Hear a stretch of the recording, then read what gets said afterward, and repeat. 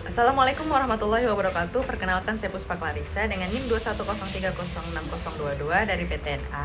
Di sini saya akan menjelaskan tentang traktus urogenitalia serta pembuatan spermatozoa dari itik jantan dengan matkul produksi ternak unggas dengan dosen pengampu Ibu Tati Vidianasari SPTMP.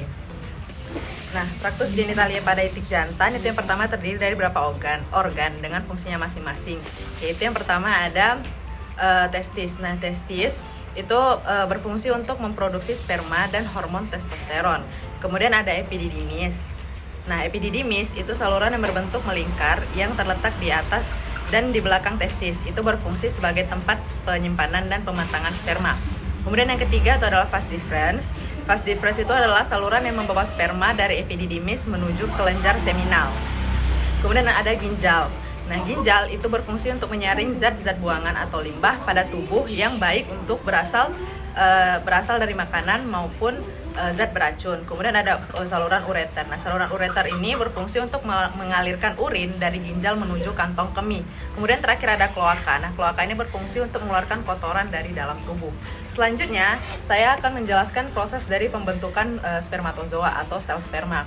Nah, pada itik jantan terbentuk dalam testis. Jadi spermatozoa itu terbentuk dari testis, kemudian terletak dalam skrotum atau kantung zakar. Kemudian prosesnya itu terbentuk spermatozoa pada itik jantan melalui beberapa tahap. Nah, tahap yang pertama itu adalah tahap spermatogonium. Pada tahap ini, sel-sel germinal yang masih belum matang atau disebut spermatogonium akan berkembang biak melalui pembelahan mitosis. Nah, sel-sel ini itu masih mengandung kromosom yang lengkap.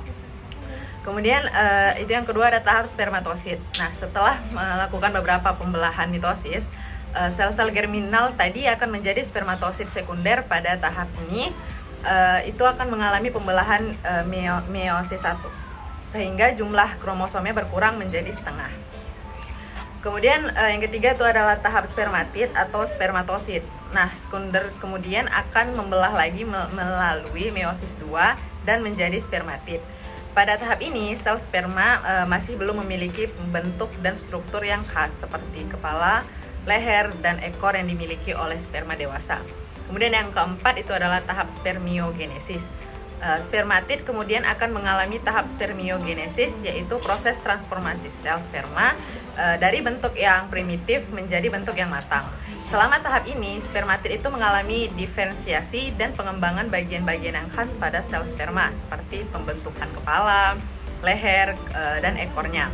Kemudian tahap yang kelima kemudian itu adalah tahap spermatozoa. Nah, akhirnya pada tahap spermatid ini menjadi sel sperma yang matang atau disebut dengan spermatozoa. Kemudian spermatozoa ini masuk ke dalam tubulus seminiferus yang terdapat pada testis dan kemudian menuju epididymis untuk mengalami tahap pematangan. Setelah matang, sperma akan disimpan di epididymis dan kemudian akan dikeluarkan melalui saluran kelamin saat itik jantan melakukan kopulasi atau perkawinan. Sekian penjelasan saya tentang traktus urogenitalia dan pembentukan spermatozoa. Jika ada salah kata, mohon maaf. Terima kasih.